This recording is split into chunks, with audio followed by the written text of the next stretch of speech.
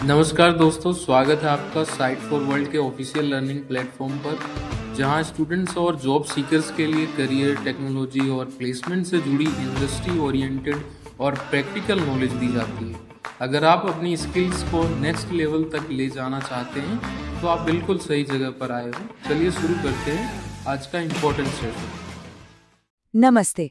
E commerce की दुनिया में आपका स्वागत है।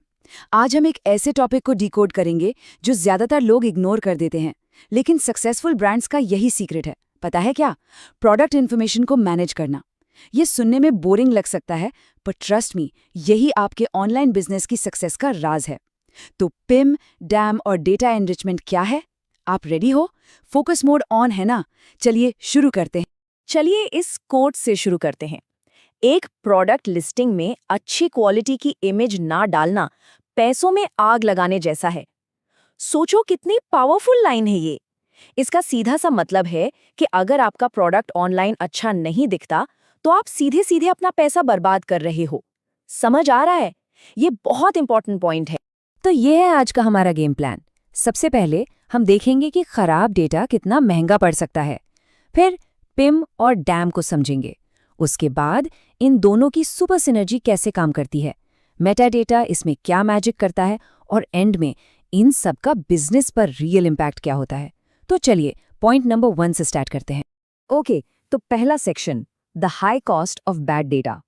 कभी सोचा है एक ऑनलाइन बिजनेस के पास प्रोडक्ट का डेटा कितना बिखरा हुआ होता है? फोटोज कहीं और, डिस्क्रिप्शन कहीं और, प्राइस एक्सेल शीट में, बस केओस ही केओस। यही केओस सबसे बड़ी प्रॉब्लम बन जाता है। ध्यान से सुनना, ये आपके बिजनेस की आधी प्रॉब्लम सॉल्व कर देगा। और इस केओस का रिजल्ट, सेल्स का नुकसान, टीम का टाइम वेस्ट, ब्रांड की इमेज खराब, और सबसे अहम 20 से 30% तक प्रोडक्ट रिटर्न्स। इमेजिन करो, हर 100 में से 30 प्रोडक्ट वापस आ रहे हैं। क्यों? क्योंकि ऑनलाइन कस्टमर प्रोडक्ट को छूकर तो देख नहीं सकता, वो सिर्फ आपके दिए हुए डेटा, फोटोज और वीडियोस पे डिपेंड करता है। अगर वो गलत है तो गेम ओवर। तो इस प्रॉब्लम का सल्यूशन क्या है? अभी क्या सीखा बताओ? प्रॉब्लम समझ आ गई ना? ठीक है, अब आते हैं सल्यूशन के पहले पार्ट पर, प्रोडक्ट इन्फॉर्मेशन मैनेजमेंट, जिसे हम पिम कहते हैं। पिम आखिर है क्या? सिंपल भाषा में ये आपके सारे प्रोडक्ट इन्फॉर्मेशन का सिंगल सोर्स ऑफ ट्रूथ है।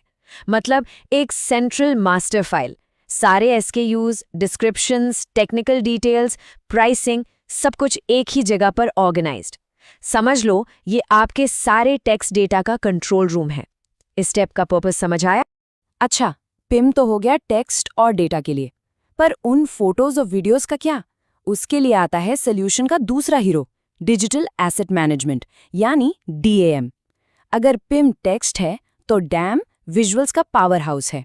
डैम एक सेंट्रल डिजिटल लाइब्रेरी है जहां आपकी सारी images, videos, 3D models, even documents सब एक जगह सेव, ऑर्गेनाइज और मैनेज होते हैं।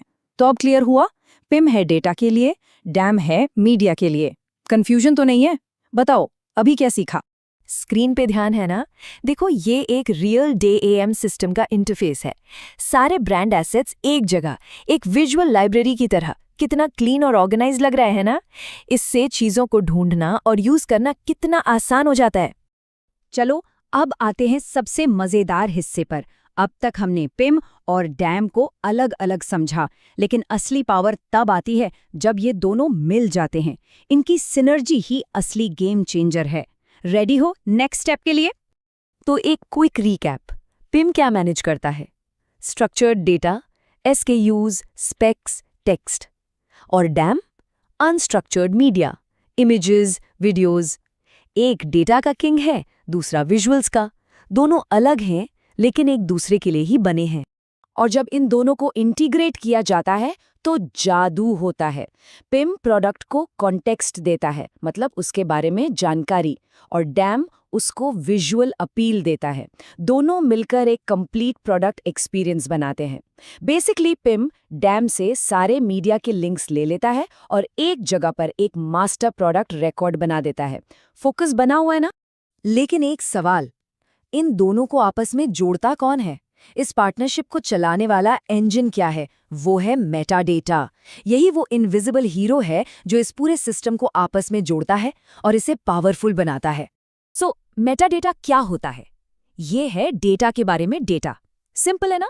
हर फोटो या वीडियो से जुड़ी सारी इन्फॉर्मेशन, जैसे उसका टाइटल क्या है, उसमें क्या है, वो कब ली गई। ये मेटाडेटा ही आपके एसेट्स को फाइंडेबल, यूजेबल और इंटेलिजेंट बनाता है। इसके बिना इंटरनेट पर कुछ भी सर्च करना नामुमकिन होता। समझ आ रहा है ये क्यों इंपॉर्टेंट है? जरा इस स्लाइड पर देखो, एक फोटो के साथ कितना सारा मेटाडेटा जुड़ा हुआ है। टाइटल, डिस्क्रिप्शन, टैग्स, ये सारे फील्ड्स ही एक डैम सिस्टम को सुपर स्मार्ट बनाते हैं। ये उसकी रीढ़ की हड्डी हैं। इनके बिना आपके हजारों एसेट्स का फोल्डर सिर्फ एक डिजिटल कचरा का ढेर है। और मेटाडेटा यूज करके हम करते हैं डेटा इनरिचमेंट, मतलब हम अपने डेटा को और भी वैल्यूएबल बनाते हैं। इसके 3 सिंपल स्टेप्स हैं। पहला, क्लासिफाई, प्रोडक्ट्स को सही कैटेगरी में डालना। दूसरा, एट्रीब्यूट, उसमें सारी डिटेल्स ऐड करना। और तीसरा, क्यूरेट, डेटा को टाइम टू टाइम साफ और अपडेट करते रहना। इससे कस्टमर को बेस्ट इन्फॉर्मेशन मिलती है। चलिए आगे बढ़ते हैं। इतनी थ्योरी हो गई, पर अब असली बात, पैसे की बात।